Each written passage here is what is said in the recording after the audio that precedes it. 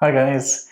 Last week I made a video about my experience of doing a 3-day water fast, and I cannot believe not once in that video did I mention what I drink during a 3-day water fast.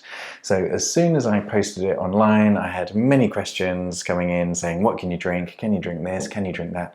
So I'm really sorry I forgot to say it, but this video is trying to remedy that. If you haven't seen it yet, in that video last week I spoke about the benefits of a 3-day water fast, how to prepare for it, the things that I find make it easier or make it harder, and then how to come out of a 3-day water fast. So if you're interested and if you've ever been curious about doing a fast, a longer fast, then give that video a watch. But this video is going to cover what you can drink during those 3 days. The first thing, obviously, is lots of water. Now, some people thought I went without water for 3 days as well, but no, this is a water fast and you get to drink as much water as you like, and I'd definitely encourage you to drink lots of water.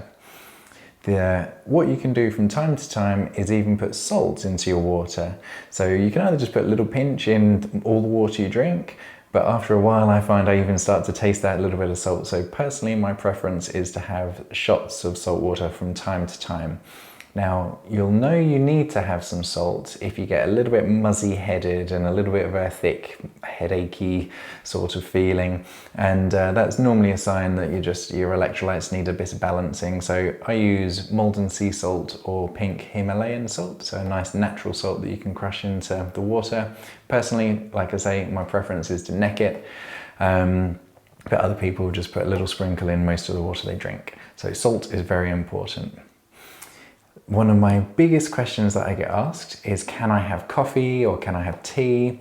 And you'll be very pleased to know that yes, you can have coffee and tea, but you absolutely can't have any milk of any kind. So you can't have dairy, no oat milk, no almond milk, and it's only allowed to be the black version of that drink. So I'm lucky, I like black coffee.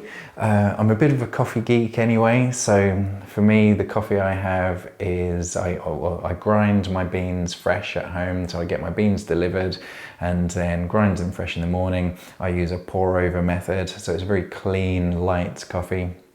During a fast, I actually don't find that I want much coffee, so I'll probably have half the amount that I have in a cup, just a small mug for me to start the day.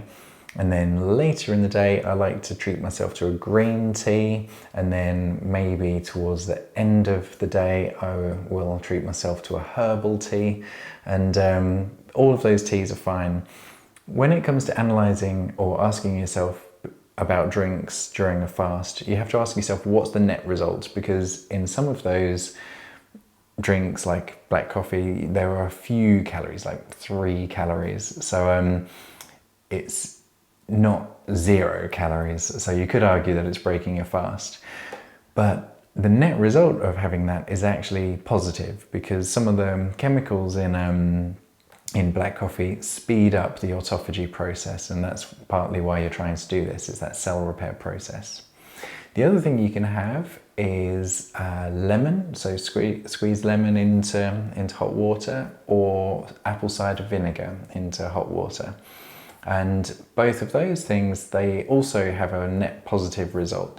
So all of these things, black tea, black coffee, or lemon and water, or cider vinegar and water, they're either helping the autophagy process, or they're actually helping to clean out the gut. And that's one of the other benefits that I spoke about in my last video, that you're trying to cleanse your gut, and some of these drinks can actually accelerate that while not inhibiting other benefits that you're getting from fasting.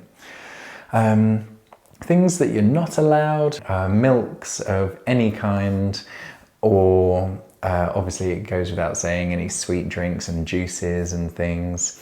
I spoke about bone broth in my last video, but that's only to use when you come out your fast. That's a nice way to break your fast at the end rather than have it during. So I hope that helps. In answer to the question I get the most, yes, you can have coffee, yes, you can have tea.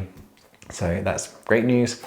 The one thing I'd say about that, there are benefits to not having anything. And I have done a pure water fast where I've had no tea, no coffee, no herbal tea. The benefit you get from that is mental resilience. I spoke about this in my last video, that one of the reasons you may be choosing to do a fast is to test your mental resilience and to go into what I call voluntary hardship. And having just water for 3 days is definitely harder. So it seems that you're not actually getting many physiological benefits by doing that. Having tea or coffee and herbal tea is actually okay, and it could even benefit you more than not having them from a physiological perspective. But if you want that added hardship and to really test yourself from a purity perspective, then not having them is tougher, and that might be partly why you're doing the fast. So I'll leave that up to you. I have done it, and it's much harder, partly because you just don't have any flavour. The coffees and the teas, they're a real treat during the day. Even lemon and water, it's just such a treat during the day because you're getting a little bit of flavour when you're fasting. But also, because I have coffee every day, I don't have loads, but I do have some every day, I'm probably caffeine dependent to some degree. So I'm not only not having any flavour when I do a pure water fast, but I'm also getting that caffeine dependency, and that just makes it harder. So if you want that, then go for it.